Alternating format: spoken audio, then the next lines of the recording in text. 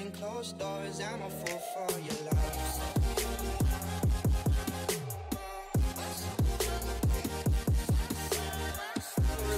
My name is Anthony, and welcome back to the Anthony James Show here on Sports Fan Entertainment.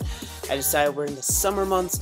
You know, not a lot's going on in the summer NFL-wise, so I thought now would be a good time to look at the 8 divisions in the NFL, kind of go over what's going on with these divisions, who has the best shot of winning, and beyond even that, which teams have a shot at doing something, and that means going to the playoffs. Because at the end of the day, every team wants to win the Super Bowl, and how do you do that? You get to the playoffs. So let's get into it. We have 4 very interesting teams because you have the Cleveland Browns. We'll start out with them. I'm pretty sure we all know where they're going to finish.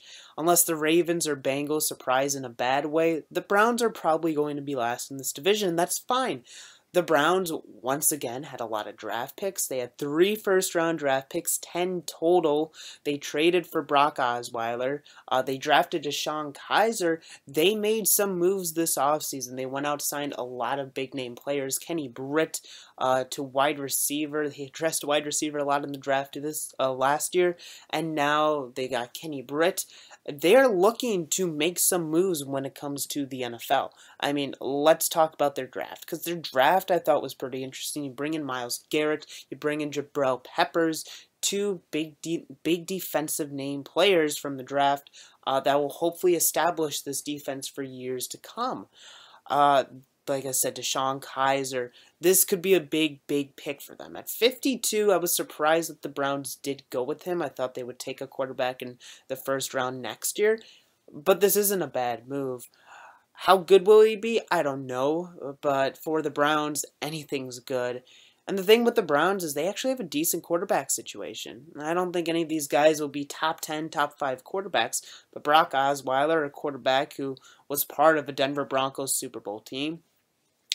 You have DeShone Kizer, a rookie who arguably should have gone higher. And then you had Cody Kessler, who, considering this team was the worst in the NFL last year, didn't do a horrible job.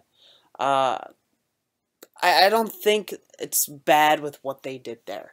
They traded for Brock Osweiler, as I mentioned, and they also acquired a second-round pick in that trade. They traded with the Texans, got a first-round pick, so they have both the Texans' first and second-round picks. Probably later picks, but you still have them. You have the Eagles' second-round pick from the trade you made a year ago to move back.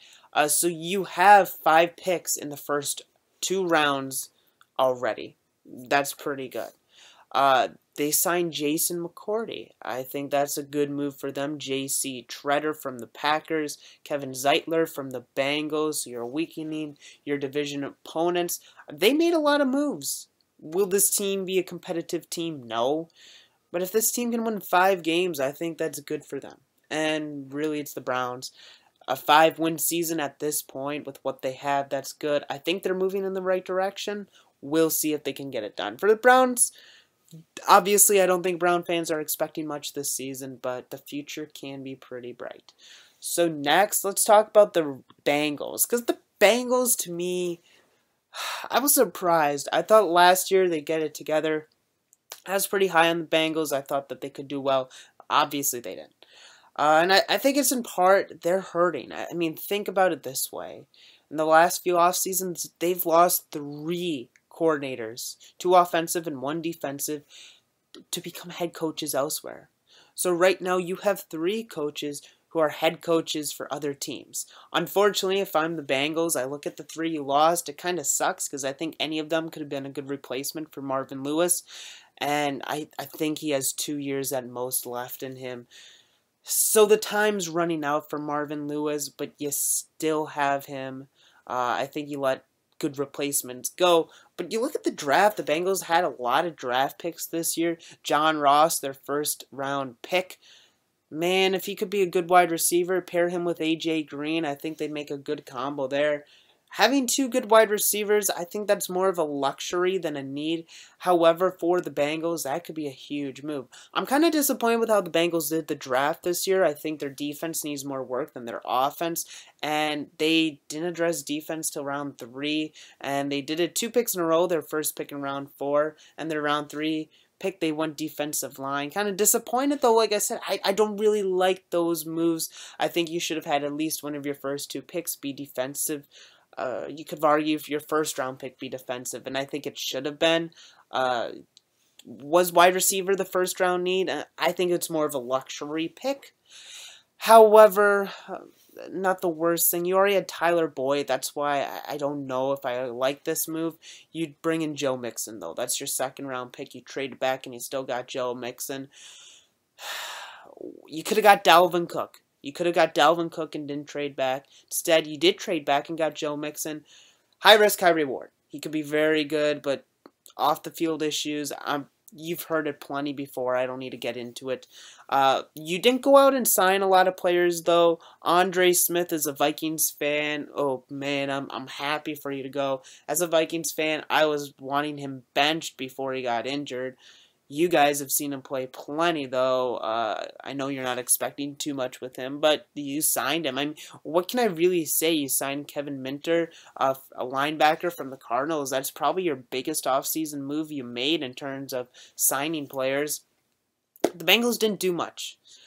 They kind of stayed where they were. I think their defense needs a lot of work done on it. Mike Zimmer's unfortunately gone. It'd be much better if you just promoted Mike Zimmer and made him your head coach. Or even Jay Gruden. I think Jay Gruden could have been a good head coach too. Again, I keep getting into that, but I just don't understand why the Bengals didn't just do that. It'd be so much easier.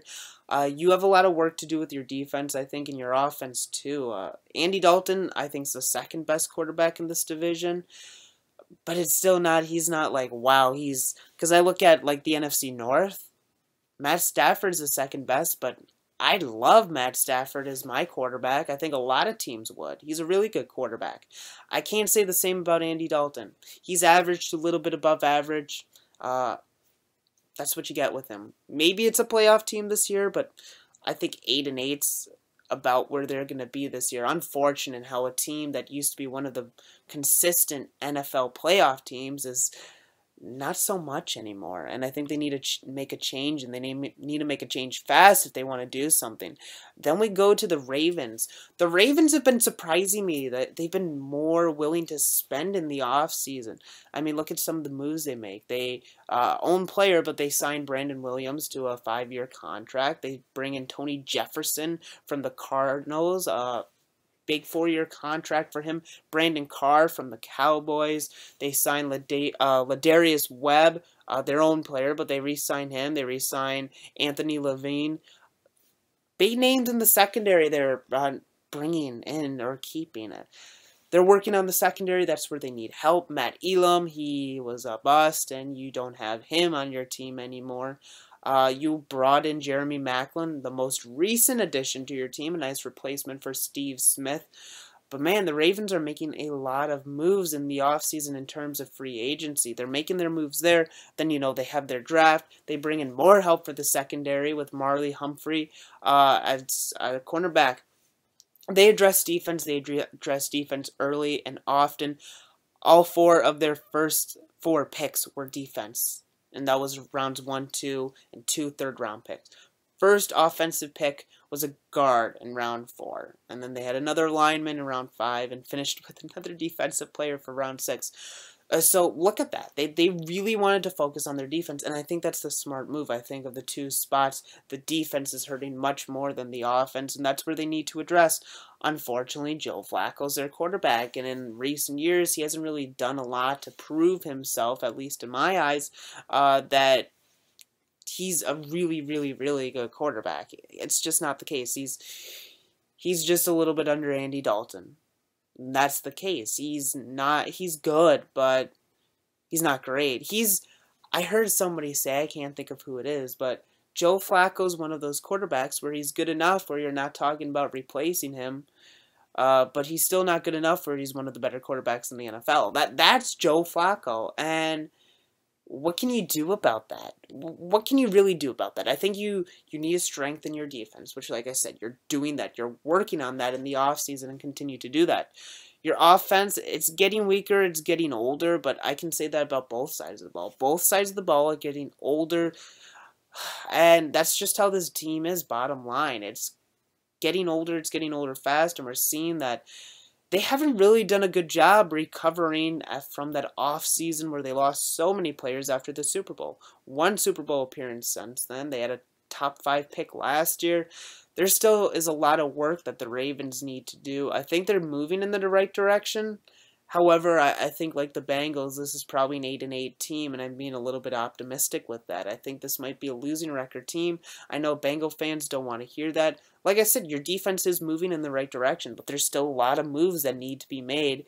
And while you did sign a lot of people, while you did draft, I think, pretty well, there's still moves that need to be made, and unfortunately for the Ravens, it's not enough to be fixed this offseason. Could they be a playoff team? Yes. I'm not going to say they won't be a playoff team, but at the end of the day, I think there's one team that's above the rest in this division, is the Pittsburgh Steelers. I have a hard time seeing the Bengals or the Ravens take the division from them.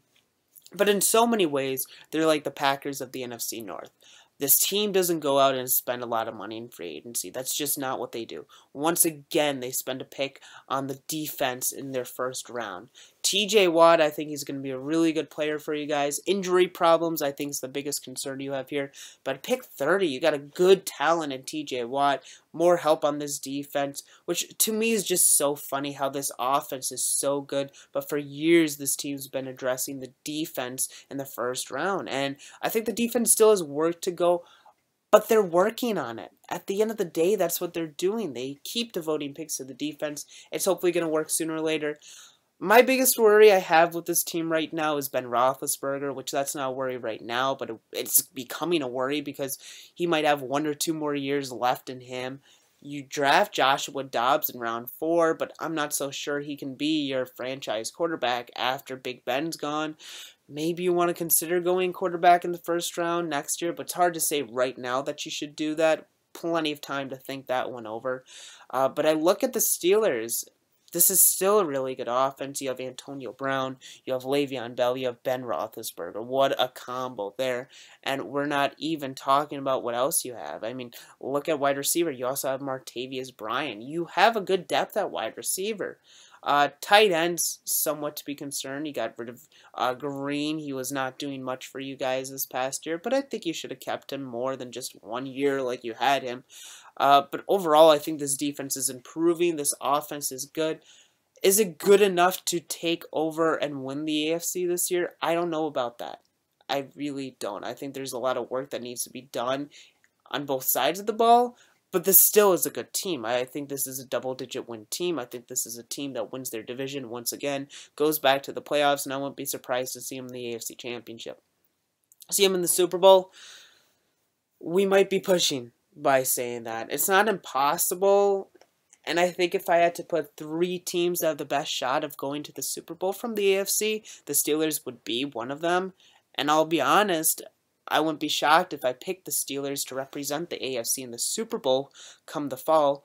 But right now, while they do have a really good team, do they have a good enough team to represent the AFC in the Super Bowl? I don't know. We'll have to see about that. But that's some quick thoughts on what the AFC looks like in terms of the AFC North, who I think has the best shot of winning the division. And I want to hear what you guys have to say, what you think about it. Leave it in the comment section below. Do you think another team will win the division than the Steelers this year? I'd love to hear that. If you're new, you can follow me on Twitter and at Anthony James TV. Subscribe to my channel, Anthony James TV, for plenty of NFL videos there. Both of those links are in the description. That's it for now. Thank you for watching this video, and until next time, this is Anthony. I'm out. See you all later. Behind closed doors, I'm a fool for your love.